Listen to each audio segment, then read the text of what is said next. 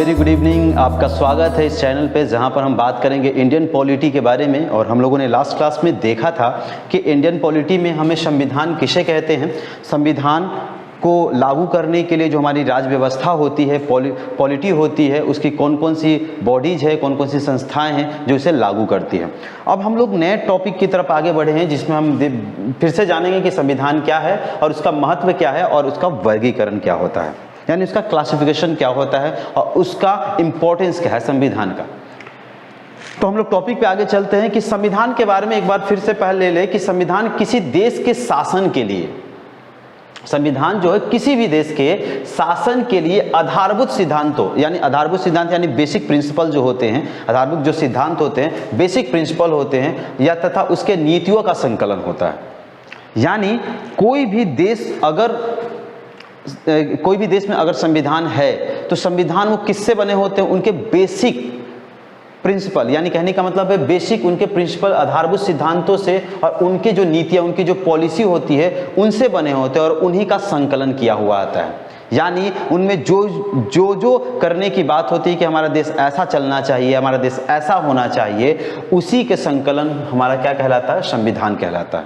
यानी उसमें जो बेसिक सिद्धांत जैसे हो सकते हैं, बेसिक हमारे नियम, बेसिक हमारे उनके लॉ, बेसिक हमारे उनकी परंपराएं, जो कि उसी के द्वारा उसी के अनुरूप होकर के आगे के हम नियम और कानून बना सकते हैं। तो जो उनका हमारा बेसिक जो सिद्धांत होते हैं, आधारभूत सिद्धांत होते हैं, उन्हीं नीतियों के संकलन को हम संविधान कहते हैं।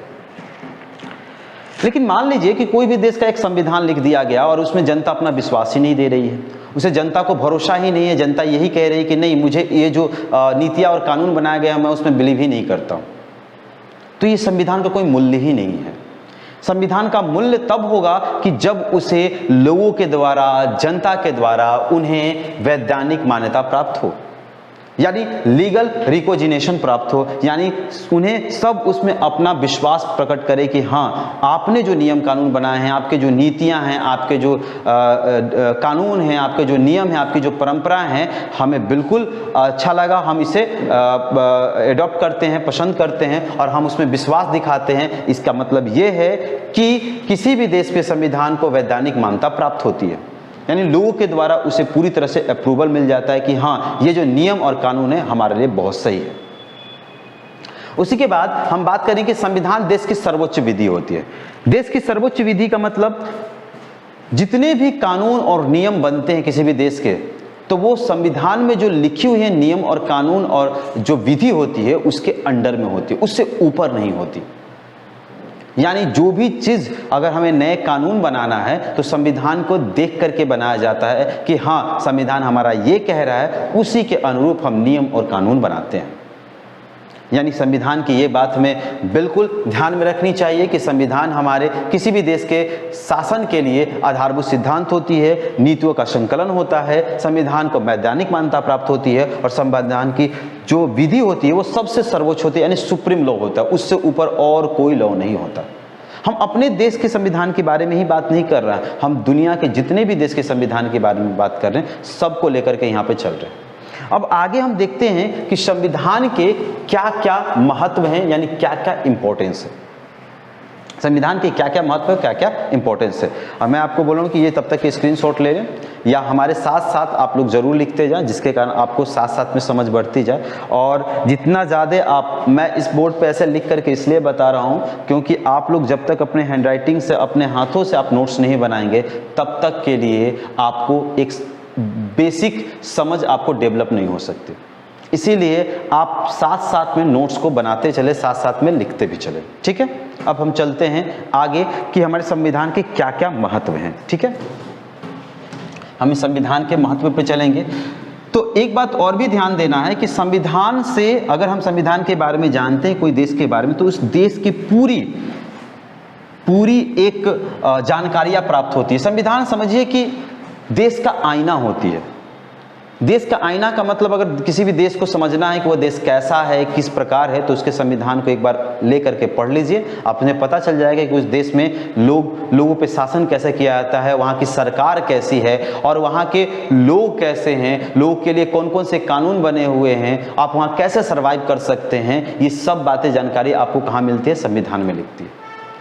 हाँ, संविधान कैसे भी हो सकती है। संविधान हमारे कुछ लोगों के द्वारा मिल करके बैठ करके हमारे क्या बोलते हैं असेंबली बना करके संविधान को लिखा जाता है। जैसे कि अपनी भारत का संविधान का एक डेट भी है कि इस समय संविधान हमारा बना था और इस समय लागू किया गया था। हमारे उसके लिए कॉन्स्टिट्यूशन असेंबली तैयार की गई थी और उसके बाद हमारा तब संविधान बनके तैयार हुआ था। कोई कोई देश में ऐसी होती है संविधान जो कि उनके लिए बैठ के बनाया नहीं गया, बल्कि वे परंपराओं से चली आ रही चीज को ही लोग उसमें मान्यता प्राप्त कर दिए कि आपका जो परंपराएं से चली आ रही कि हाँ आपके जो नियम कानून थे हमें आज भी पसंद है, तो उस चीज को हम क्या करके लिखित तौर पर रख दिया गया, वही हमारा संविधान हो गया।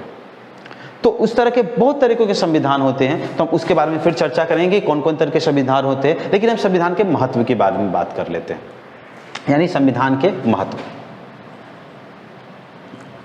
महत्व यानी इसके इंपॉर्टेंस क्या है। इंपॉर्टेंस हमारा importance of constitution, importance of constitution.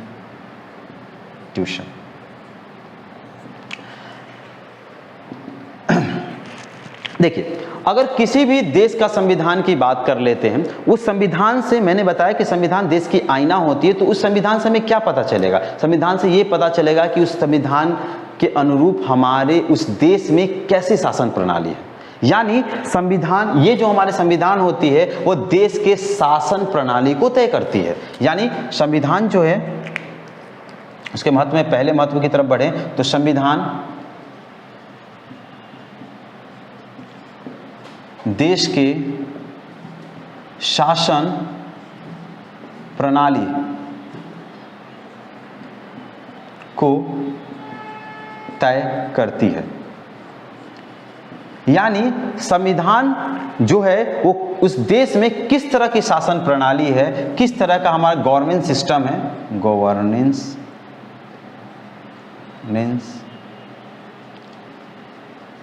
किस तरह का हमारा गवर्नेंस सिस्टम है वो हमें बताती है। यानी उसमें शासन कैसे किया जा रहा है उस देश पे। क्या उस देश में लोकतंत्र है या लोगों के द्वारा जनता के द्वारा यानी हमारी सरकार को चुनी जा रही है, या हमारा राजतंत्र है या राजा के द्वारा शासन किया जा रहा है। तो हमें इस संविधान से हमें ये महत्व में ये पता चलता है कि उसकी देश की शासन प्रणाली क्या है। तो शासन प्रणाली एक्चुअली हमारा शासन प्रणाली बहुत तरीका का होता है, लेकिन हम यहाँ पे कुछ समझ बढ़ाने के लिए हम संविधान के जो हमारे मुख्य बातें होती है उस पर हम चर्चा कर रहे हैं। ठीक है, तो संविधान का शासन प्रणाली क्या होती है। पहला हमारा लोकतंत्र,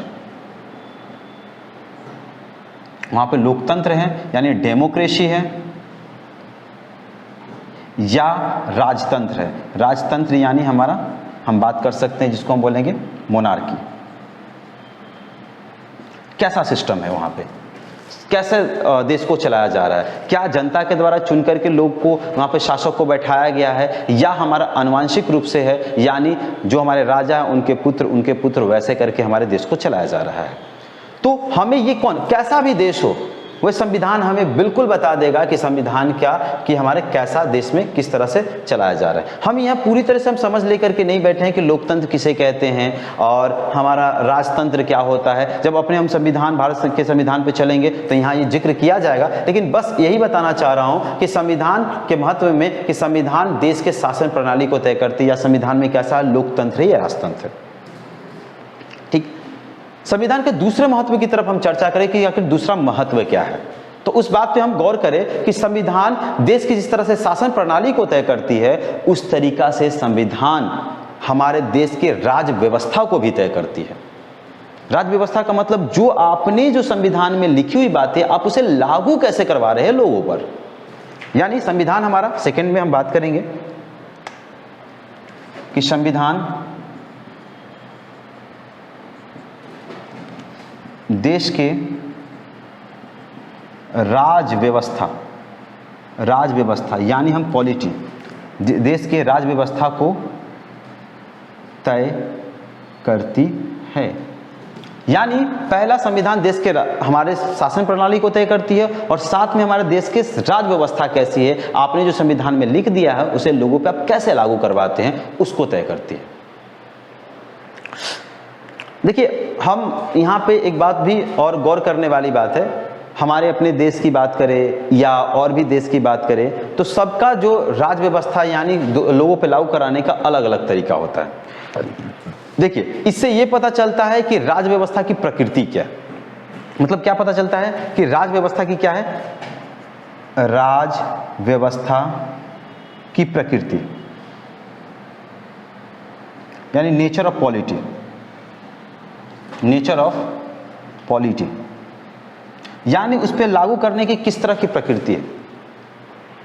तो अभी तक के जो हमारे संविधान के बहुत सारे ज्ञाताओं ने, बहुत सारे जो हमारे जानकार लोग हैं, उन्होंने संविधान को इस तरीका से उसको वर्गीकृत भी कर दिया है कि संविधान देश के राज्य व्यवस्था को तय करती है। तो उसे कितने तरह के संविधान में हम इसको लेकर के आते हैं।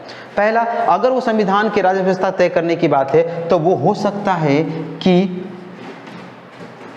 वो संविधान जो है हमारा एकात्मक यानी यूनिटरी हो।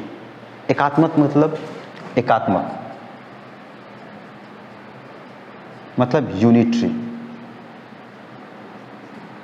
ये एकात्मक क्या होता है, यानी जो हम पे लागू कर रहे हैं संविधान की बात है, क्या वो एक सरकार यानी सभी शक्तियों का केंद्रण यानी एक सरकार कोई कर रही है, हम पर लागू कर रही है, यानी जितनी भी शक्तियां हैं क्या सभी शक्तियां एक जगह इकट्ठा होकर के हम पे लागू करवा रही है। कहने का मतलब है कि संविधान देश की राज्य व्यवस्था को तय करती है, यानी वो संविधान में क्या एकात्मक सरकार है। एकात्मक का मतलब सभी शक्तियों का क्या केंद्रण है, या संघात्मक सरकार है। संघात्मक का मतलब है फेडरल, यानी फेडरल गवर्नमेंट है। फेडरल का मतलब हमारा क्या हुआ कि हमारे शक्तियों का विकेंद्रीकरण। एकात्मक का मतलब होगा शक्तियों का केंद्रीकरण। शक्तियों का केंद्रीकरण का मतलब सभी शक्तियों को एक जगह इकट्ठा किया हुआ। सभी शक्तियों को एक जगह इकट्ठा करके क्या हम पर चलाया जा रहा है, हम पे शासन किया जा रहा है, या सभी शक्तियां जो भी शक्तियां उनको बांट करके हम पे शासन किया जा रहा है, हम पर चलाया जा रहा है। यानी एकात्मक का मतलब है शक्तियों का केंद्रीकरण। शक्तियों का केंद्रीकरण मतलब हमारा सेंट्रलाइजेशन ऑफ पावर। और हमारा संघात्मक का मतलब होता है कि शक्तियों का विकेंद्रीकरण। शक्तियों का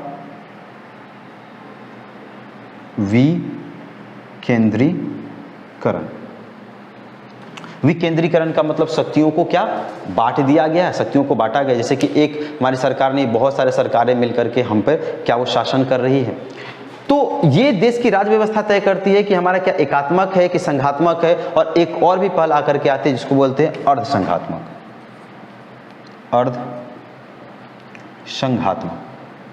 जिसको हम बोलते हैं क्वासी फेडरल। अब ये क्या है, एकात्मक सरकार क्या होती है, संघात्मक सरकार क्या होती है, अर्ध संघात्मक सरकार क्या होती है, ये हम आगे की क्लास में हम पढ़ेंगे कि ये क्या होती है। लेकिन हमें एक बात तो एक समझ तो आ गई कि संविधान के द्वारा हमारी शासन प्रणाली कैसी होती है और उसमें राज्य व्यवस्था कैसी होती है, ये हमें संविधान बताता है। या शक्तियों का केंद्रीकरण है कि शक्तियों का हमारा विकेंद्रीकरण है, या दोनों टाइप का है, शक्तियों का केंद्रीकरण भी और विकेंद्रीकरण। भारत इसमें से किन में आता है ये हम आगे चर्चा करेंगे। फिर हमें संविधान, इसको तब तक के लिए आप लोग स्क्रीनशॉट ले लें, फिर मैं आगे इसको बता दे रहा हूँ। हाँ, तो अब आगे चलेंगे कि हमारे संविधान के क्या महत्व है। संविधान जो होती है वो देश के सरकार का स्वरूप भी बताती है। यानी देश के सरकार का स्वरूप क्या बताती है, मतलब देश में सरकार कैसे होगी। यानी नेक्स्ट प्रॉपर्टी हमारी क्या होगी, नेक्स्ट हमारे इंपॉर्टेंस क्या होगी कि थर्ड पॉइंट था हमारा संविधान देश के सरकार का स्वरूप यानी उनका नेचर, हमारे देश की सरकार कैसे होगी। संविधान देश के सरकार का स्वरूप बताती है। यानी हमारे देश में, जिस देश में अगर जो जैसी संविधान है वो वैसे उसकी सरकार हो। यानी उस देश में किस तरह की सरकार है, क्या वहाँ की सरकार हमारा संसदात्मक है, संसदात्मक का मतलब संसद के द्वारा हमारा चलाया जाने वाला सरकार है, या अध्यक्षात्मक है, यानी कहने का मतलब प्रेसिडेंट के द्वारा प्रेसिडेंशियल सिस्टम है, या फिर अर्ध हमारा क्या बोलते हैं अध्यक्षात्मक है। किस तरह का हमारी सरकार है, ये हमारी स्वरूप बताती है। और कौन बताती है? हमारे संविधान बताती है। तो हम लोगों ने अभी देखा कि संविधान के हमारे क्या क्या इंपॉर्टेंस है, क्या क्या महत्व है। हम लोगों ने दो महत्व पे चर्चा की। पहला कि संविधान जो है हमारे देश की कैसी शासन प्रणाली है उसको तय करता है। क्या हमारा लोकतंत्र है या राजतंत्र है, या फिर संविधान जो है हमारे देश में जो है राज्य व्यवस्था को भी तय करती है। या राज्य व्यवस्था का मतलब है कि हमारे संविधान में जो है एकात्मक सरकार होती है या संघात्मक होती है या अर्ध संघात्मक सरकार होती है। अब तीसरे हम इंपॉर्टेंस पे चलते हैं, यानी तीसरे महत्व पे चलते हैं कि संविधान देश के सरकार का स्वरूप बताती है। यानी हम जिस देश के संविधान के बारे में आप जानकारी प्राप्त करेंगे, अगर उस संविधान को देखेंगे तो उससे ये पता चलेगा कि उसके सरकार का स्वरूप क्या है, सरकार किस तरह की सरकार होती है। सरकार के स्वरूप को जहाँ तक कि हम संविधान का, पूरे विश्व के संविधान का अगर आकलन किया जाए तो तीन तरह के सरकारें हमारा निकल के आती हैं। एक होती है संसदात्मक प्रणाली जहाँ पे पार्लियामेंट्री सिस्टम होती है, एक होता है अध्यात्मक प्रणाली जिसको प्रेसिडेंशियल सिस्टम कहते हैं, और एक अर्ध अध्यात्मक प्रणाली जिसको सेमी प्रेसिडेंशियल सिस्टम कहते हैं। अब इसमें से भारत कौन सा है वो आगे जाकर के पता करेंगे, लेकिन एक नोट करने की बात है कि भारत इसमें हमारा संसदात्मक प्रणाली में लेकर के आया जाता है। और अमेरिका का सीधा एग्जाम्पल अगर लिया जाए तो प्रेसिडेंशियल सिस्टम में आता है। अब थोड़ी सी समझ के लिए हम यहाँ पे बता दें, लेकिन इसका पूरा जिक्र आगे हम लोग पढ़ेंगे कि आखिर ये क्या होता है, इसमें डिफरेंसेस क्या हैं, या कि ये कैसी तरह की सरकार होती है। लेकिन थोड़ी सी समझ हम ले लेते हैं कि संसदात्मक प्रणाली में क्या होता है। देखिए, किसी भी देश में अगर मान लीजिए कि आपने किसी भी देश का एक क्या होता है, सत्ता का प्रमुख होता है। सत्ता का प्रमुख का मतलब जो हम पे शासन कर रहा है, जो हम पे नियम कानून ये सब बना रहा है और जो हम पे लागू करवा रहा है, वो प्रमुख होते हैं। और एक होते हैं राज्य का प्रमुख। राज्य का प्रमुख, जैसे हम भारत की अपनी बात करें तो हमारे देश का यानी हमारे राज्य का सबसे प्रमुख व्यक्ति कौन होते हैं? राष्ट्रपति। और हमारे जो देश में जो सत्ताएं चली जाती है, यानी हमारे देश पे जो शासन किया जाता है, उसके प्रमुख होते हैं प्रधानमंत्री। तो जिस देश में शासक यानी देश का शासक कोई और होता है और उस पे सत्ता करने वाले कोई और होते हैं, अलग अलग पर्सन होते हैं, उसे हम कहते हैं संसदात्मक प्रणाली। और जिस देश में सत्ता का प्रमुख और हमारे राज्य का प्रमुख एक ही पर्सन होता है, उसे हम बोलते हैं अध्यक्षात्मक प्रणाली। जैसे हम बात करते हैं अमेरिका के जो सबसे प्रमुख, सबसे फर्स्ट पर्सन जो माना जाता है, उनका वहाँ का प्रेसिडेंट माना जाता है, और उन्हीं के द्वारा सब कार्यक्रम, सब काम, मतलब जितने भी देश पे हमारे शासन किया जाए, उन्हीं के द्वारा किया जाता है। तो उसे हम कहते हैं प्रेसिडेंशियल सिस्टम। और जहाँ दोनों का मिला हुआ रूप रहता है उसको बोलते हैं अर्ध अध्यक्षात्मक प्रणाली, जिसको सेमी प्रेसिडेंशियल सिस्टम कहा जाता है। इसके बारे में और भी आगे जानकारियाँ प्राप्त करेंगे कि और क्या होता है। नेक्स्ट में कि हमारे संविधान सरकार का स्वरूप तो बताती है, नेक्स्ट इसका इंपॉर्टेंस क्या है।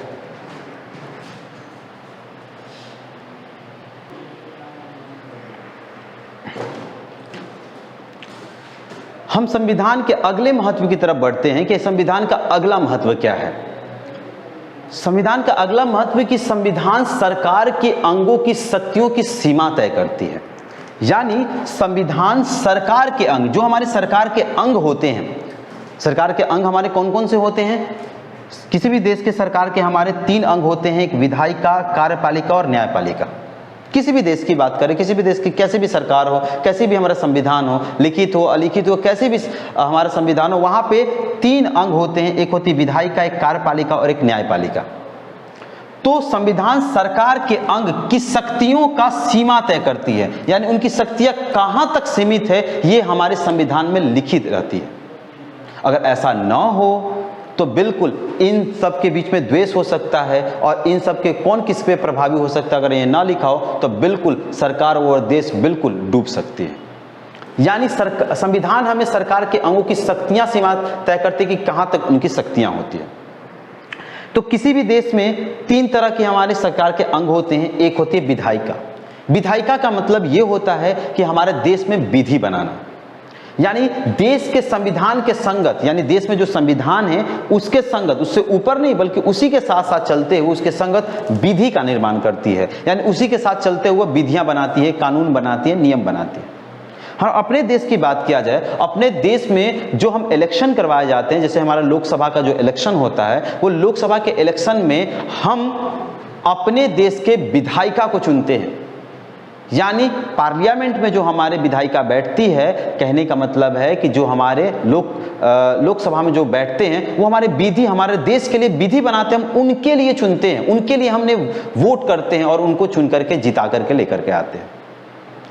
और उसके साथ साथ एक और अंग होती है जिसको हम बोलते हैं कार्यपालिका, जिसको एजुकेटिव कहा जाता है, यानी जो विधियों का क्रियान्वयन करती है। यानी जो विधि विधायिका, जो लेजिस्लेचर जो है, जो विधि बनाती है, उस विधियों का हमारा क्रियान्वयन, उस विधि को इस विधि के अनुसार काम करने का जो जिम्मा होता है वो कार्यपालिका का होता है। इसका मतलब क्या है? देखिए, हम अपने देश की बात किया जाए तो अपने देश में जो हम जो इलेक्शन करके जो हमें जिता करके लाते हैं वो विधायिका को लाते हैं, वो हमें हमारे देश के लिए विधि बनाती है। और हमारे देश में यही रूल है, जो विधायिका होती है वही कार्यपालिका का भी रोल करती है। कहने का मतलब, जिसे हम अब बात करते हैं कि हमारे देश में हमने इलेक्शन के समय हमने इनको वोट दिया, मान लीजिए कि एक पार्टी जीत गई, उस पार्टी का बाद में देखते हैं कि वही वो मंत्री बने, कोई शिक्षा मंत्री बना, कोई हमारा रेलवे मंत्री बना, कोई खाद्य मंत्री बना, कोई विदेश मंत्री बना, उन्हीं के पार्टी का बनता है। ऐसा क्यों? हमने जो इलेक्शन किया है, हम उनको कार्य करने के लिए हमने उन्हें नहीं चुना है, हमें उन्हें चुना है विधि बनाने के लिए। लेकिन हमारे भारत में ऐसी प्रणाली है कि जो विधि बनाता है उन्हीं में से हमारे देश के लिए कार्य करने के लिए रखा जाता है। ये हमारे देश की बात है, आगे भी हम इस पे चर्चा करेंगे। लेकिन कई देशों में ऐसा होता है कि जो विधि बनाने वाले अलग होते हैं और कार्य करने वाले अलग होते हैं, लेकिन हमारे देश में जो विधि बनाने वाले होते हैं वही कार्य करने वाले होते हैं। यानी कहने का मतलब हो, वो कार्यपालिका विधायिका के प्रति उत्तरदायी है। लेकिन किस तरह से उत्तरदायी है? कहने का मतलब है वो खुद, मतलब जो विधि बना रहा है वही हमारा कार्य भी कर रहा है, तो वो उत्तरदायी होना कोई मायने नहीं रखता। तो यानी विधायिका जो होती है देश के संविधान के संगत हमारा विधि बनाती है, और कार्यपालिका क्या होती है? वो विधियों का क्रियान्वयन करती है। और एक और अंग होता है जिसे बोलते हैं न्यायपालिका। न्यायपालिका का काम होता है कि जो हमारे देश में जो भी चल रहा है, जो भी घटनाएं होंगी, उससे हमें न्याय प्रदान कराने में मदद करती है। हमने यहाँ पे क्या लिखा कि सरकार सरकार के अंगों की शक्तियों की सीमा तय करता है कि कौन इसमें कितनी शक्ति है उसको तय करता है। देखिए, हमारे संविधान, हम भारत के संविधान की बात करें तो बहुत अच्छी तरीके से उसे लिखा गया है, जिसमें से हम जानते हैं कि विधायिका कभी पावरफुल होती है तो उस पर कंट्रोल किनका होता है? न्यायपालिका का कंट्रोल होता है। कैसे? अगर मान लीजिए कि विधायिका जिसे हमने चुन करके हमने पार्लियामेंट में भेजा, उसने कोई ऐसा कानून बनाया जो हमारे लिए संगत नहीं हो, वो तो कोई भी कानून बना सकते हैं, हमारे लिए संगत नहीं हो, तो उस पर कंट्रोल कौन रखता है? वो हमारा कंट्रोल रखता है न्यायपालिका। न्यायपालिका अगर उन्हें जांच करते, उनके पूर्वालोकन का उनके पास, या फिर उनके पास जांच करने का, न्यायिक समीक्षा करने का बिल्कुल अधिकार है। वो देखेंगे कि अगर वो जो आपने नियम बनाया वो जनता के हित में नहीं है तो उसे बिल्कुल खारिज कर देते हैं और बोल देते हैं कि नहीं, इसे लागू नहीं किया जाएगा। यानी हमारा न्यायपालिका विधायिका पे हमारा कंट्रोल यानी अंकुश लगाती है। कार्यपालिका भी, अगर कार्यपालिका जो कार्य करने वाले हैं, जो अगर काम करने वाले हैं और काम भी कुछ अलग टाइप से करते हैं जो कि हमारे लिए संगत ना हो, तो भी न्यायपालिका उन पे कंट्रोल लगाती है। तो आपका ये कहने का तात्पर्य होगा कि क्या न्यायपालिका हमारे देश में सबसे पावरफुल है?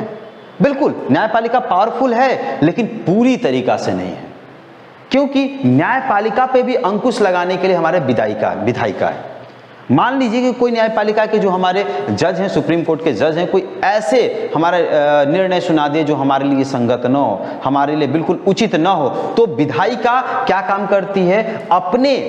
अपने पार्लियामेंट में बिल्कुल हमारे महाभियोग जैसी एक प्रक्रिया ला करके हमारे न्यायपालिका के जो जज हैं उनको हटा भी सकती है। यानी हमारे देश में, हमारे देश की बात करें, हमारे सरकार के जो अंग है उनकी शक्तियों की सीमा है कि ये इन पे कंट्रोल रखती है और ये इन पे कंट्रोल रखती है।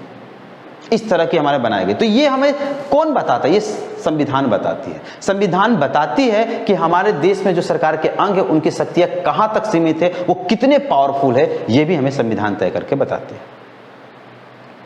तो हम लोगों ने देखा कि संविधान का वर्गीकरण, माफ कीजिएगा, संविधान का हमारा क्या क्या महत्व है। पहला, संविधान जो है हमारे देश के शासन प्रणाली को तय करती है। शासन प्रणाली के हमारे लोकतंत्र है या हमारा राजतंत्र है, डेमोक्रेसी है, मोनार्की है। दूसरा, संविधान देश के राज्य व्यवस्था को तय करती है कि हमारे देश की राज्य व्यवस्था कैसी होगी। यानी हमारे देश की राज्य व्यवस्था में हम बात करें क्या एकात्मक होगी, संघात्मक होगी या अर्ध संघात्मक होगी। यानी सभी शक्तियों को एक जगह रखा गया होगा या शक्तियों को बांटा गया होगा, या दोनों तरीका से हमारे देश पे शासन किया जा रहा है। तीसरी बात करते हैं कि हमारे संविधान हमें ये भी तय करती है कि हमारे संविधान हमें ये भी तय करती है कि सरकार का स्वरूप कैसा होता है, या सरकार हमारा किस तरह का है। क्या हमारे देश में क्या संघात्मक प्रणाली रखी गई है, माफ कीजिएगा, हमारे देश में क्या, कहने का मतलब है कि हमारे देश में जो है हमारा पार्लियामेंट्री सिस्टम है, या पार्लियामेंट्री सिस्टम में संसदात्मक प्रणाली है, या प्रेसिडेंशियल सिस्टम है यानी अध्यक्षात्मक प्रणाली है, या अर्ध अध्यक्षात्मक यानी सेमी प्रेसिडेंशियल प्रणाली है। यानी इसका मतलब है कि हमारे देश पे जो शासन कर रहा है, क्या देश का प्रमुख यानी राज्य का प्रमुख और सत्ता का प्रमुख एक ही है, या देश का प्रमुख और सत्ता का प्रमुख अलग अलग है, या दोनों तरह की प्रकृति है, ये भी बताती है। और नेक्स्ट में हमारा देश, हमारे संविधान ये भी हमारे इम्पोर्टेंस बताती है कि हमारे देश के सरकार को अंक की शक्तियाँ कहाँ तक सीमित है, हमारा विधायिका की शक्तियाँ कहाँ तक सीमित है, कार्यपालिका की शक्तियाँ कहाँ तक सीमित है, और न्यायपालिका की शक्तियाँ कहाँ तक सीमित है, ये भी हमें तय करके बताती है। तो ये हमारा हुआ संविधान के कुछ महत्व। अब हम चलते संविधान को कैसे बांटा गया है। देखिए संविधान को हम यहाँ पे क्लासिफाइड कर रहे हैं। क्लासिफाइड हम इसको बता नहीं कि संविधान इतने टाइप के होते हैं, हम इसको वर्गीकृत कर रहे हैं कि इसमें संविधान को कितने वर्गों में बांटा गया, किस आधार पे बांटा गया है। ठीक है, तो हम अब वो चलते हैं कि संविधान का वर्गीकरण किस तरह से किया गया है।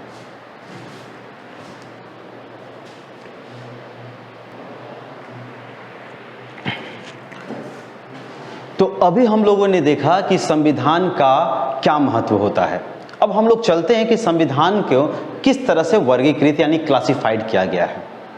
तो क्लासिफिकेशन ऑफ हम कॉन्स्टिट्यूशन पे चले तो बहुत तरीका से संविधान को बांटा गया है।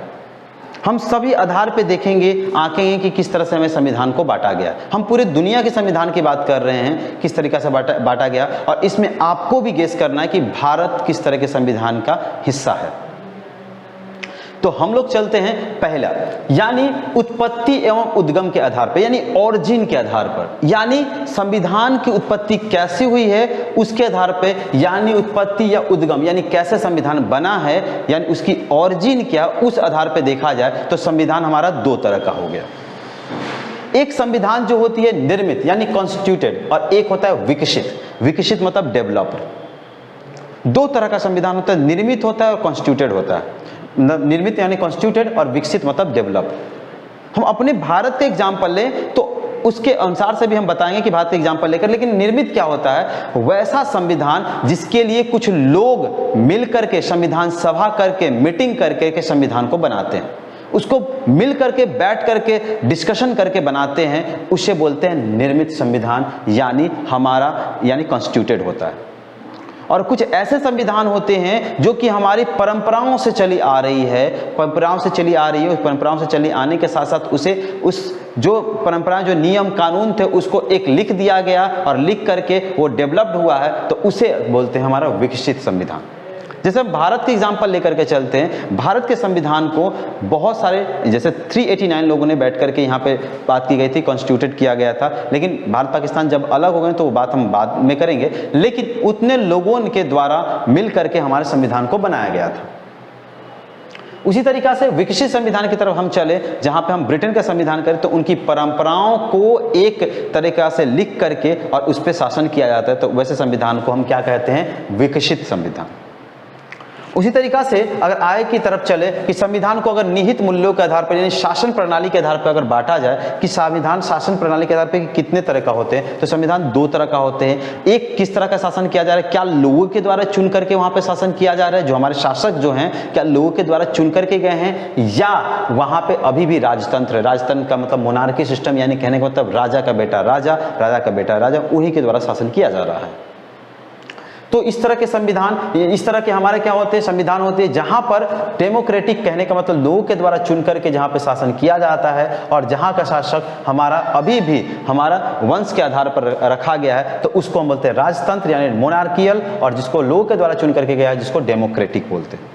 आपको इसमें पता लगाना है कि भारत किस हिस्से का सदस्य है। इसमें नेक्स्ट तरफ से किया जाए कि हमारा कि संकलन या प्रकृति के आधार पर, संकलन का मतलब हम बात कर लेते हैं हमारा किस तरह के संविधान को हमारा संकलित किया गया है। तो हमारे संविधान को दो तरह से संकलित किया गया है, यानी किस तरह से हमारा बनाया गया संविधान, क्या वो लिखित है कि अलिखित है।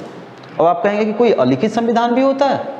हम आगे चर्चा करेंगे कि लिखित संविधान क्या होता है, अलिखित संविधान क्या होता है, लेकिन जिस संविधान में बस इतना पढ़ रखिए कि अब ये संविधान, जो संविधान हमारे बैठकर लोगों के द्वारा बनाया गया और बहुत सारे ऐसी बातें हैं जिसे निर्मित करके बनाया गया। निर्मित मतलब कॉन्स्टिट्यूटेड करके बनाया गया है, बहुत सारे के राय मशवरे करके बनाया गया है और उसे लिख दिया गया है, तो उस बातों को हम लिखित संविधान कहते हैं। और जिसमें हमारा बातों को वो भी, ये भी अलिखित संविधान भी लिखा हुआ है, लेकिन इसमें ऐसे बहुत प्रमुख बातें होती है जो हमारे परंपराओं की चीजें यानी डेवलप होकर के बातें लिखी हुई होती है, उसे बोलते हैं अलिखित संविधान। हम इस पे पूरा जिक्र करेंगे कि लिखित संविधान क्या होता है, अलिखित संविधान क्या होता है, तब आपको और क्रिस्टल क्लियर हो जाएगा। बस इतना समझ लिए कि लिखित संविधान भी और अलिखित संविधान दोनों लिखा हुआ रहता है, लेकिन इसमें जो बातें होती है बहुत सारे कॉन्स्टिट्यूटेड बातें होती है और इसमें जो बातें होती है हमारे अलिखित संविधान में, जो कि हमारे बहुत सारे परंपराओं से लिखी हुई होती है। अगर हम संशोधन के प्रकृति के आधार पर देखें, अमेंडमेंट के आधार पर देखा जाए, तो अमेंडमेंट के आधार पर भी हमारे संविधान दो तरह का हो गया। एक होता है कठोर संविधान, एक होता है हमारा लचीला संविधान। कठोर का मतलब जिस संविधान को आसानी से नहीं, बहुत सारे विशेष बहुमत के द्वारा उस संविधान में संशोधन किया जाए। अब विशेष बहुमत क्या आगे जाकर के हम बताएंगे, लेकिन जिसे बहुत सारे मशक्कत करने के बाद उस संविधान में हम कुछ बदलाव कर सकते हैं, उसे हम बोलते हैं कठोर संविधान। और जिसमें आसानी से बस कुछ लोगों की सहमति के द्वारा जिसमें संविधान में कुछ बदलाव किए जाते हैं, उसको बोलते हैं लचीला संविधान यानी फ्लेक्सिबल, और एक होता है रिजिड। तो उस तरीके से भी हमारे बांटा गया। भारत किस हिस्सा में, आप हमें जरूर बताएं। नेक्स्ट में कि संघ के आधार पर, यानी संघ के आधार पर कहने का मतलब हमारा किस तरह का संघ होगा, किस तरह का हमारा देश होगा, उसके आधार पर भी दो तरह का संविधान को बांटा गया, एकात्मक या संघात्मक। एकात्मक का मतलब हमारा सभी शक्तियों का केंद्रीकरण किया गया है या शक्तियों को बांटा गया है। इस दो आधार पे, अगर शक्तियों का केंद्रीकरण है, सभी शक्तियां एक जगह है, तो उसे एकात्मक संविधान कहेंगे, और जब इस शक्तियों को बांटा गया है उसको बोलते हैं हमारा संघात्मक सरकार होती है। और भारत का लिया जाए कि अगर नोट करने वाली बात, तो भारत किस हिस्सा में है, तो आप इसमें से बता सकते हैं कि भारत किस हिस्सा में, निर्मित है कि विकसित है। तो आप खुद कहेंगे कि इसमें हमारा संविधान जो है बहुत लोगों के द्वारा मिल करके बनाया गया, तो भारत इसका हिस्सा है, यानी निर्मित संविधान का है।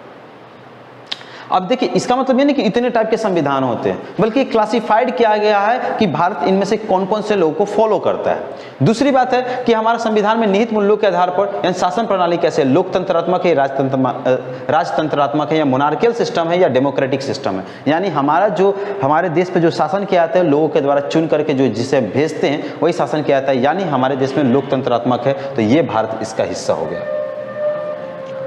उसी तरीका से बात किया जाए कि क्या हमारे संविधान में अगर लिखित है कि अलिखित है, तो बिल्कुल हमारे संविधान की बहुत सारे लोगों ने मिलकर के बनाया है और उसे बहुत सारे परंपराओं भी उसमें हमारे संविधान में ऐड है, लेकिन बहुत सारी बातें हमारे निर्मित भी है, इसीलिए हमारे संविधान में हमारा ये आएगा लिखित संविधान, भारत इसका हिस्सा है। और बात किया जाए कि हमारे संविधान में संशोधन कैसे किया जाता है, क्या कठोर और हमारा लचीला, तो बिल्कुल हमारे संविधान में कुछ ऐसे प्रावधान हैं जिसको कठोर से हम इसको संशोधित कर सकते हैं, और कुछ ऐसे भी है जहां पे आसानी से संशोधन किया जा सकता है। तो भारत इन दोनों का मिक्सचर है, यानी दोनों इसमें गुण पाए जाते हैं, भारत इसमें दोनों में है। यानी भारत का कठोर संविधान भी हो और लचीला। ऐसे पूछा जाए कि सबसे कठोर संविधान किसका है, तो सबसे कठोर संविधान अगर बात किया जाए तो अमेरिका का कठोर संविधान है। उसी तरह सबसे छोटा और सबसे कठोर भी है। और सबसे लचीला संविधान की बात किया जाए तो श्रीलंका का सबसे लचीला संविधान है, और भारत इन दोनों में आता है। उसकी बात किया जाए कि संघ के आधार पे कैसा भारत में सिस्टम है, तो भारत में हमारा एकात्मक भी है, यानी शक्तियों को एक जगह केंद्रीकृत भी किया गया है। ये हम देखेंगे शक्तियों का केंद्रीकृत कब किया गया, जब हमारा आपातकाल का सिस्टम होता है तो सभी शक्तियां केंद्र सरकार के पास चली जाती है, लेकिन जब हमारा नॉर्मल सिस्टम होता है तो राज्य सरकार के पास भी शक्तियां होती है। तो हमारे पास एकात्मक नहीं, सभी शक्तियों का केंद्रीकरण भी है और सभी शक्तियों को हमारा बांटा भी गया है। तो इस तरह का दोनों तरह का हमारे पाया जाता है, जिसको बोलते हैं अर्ध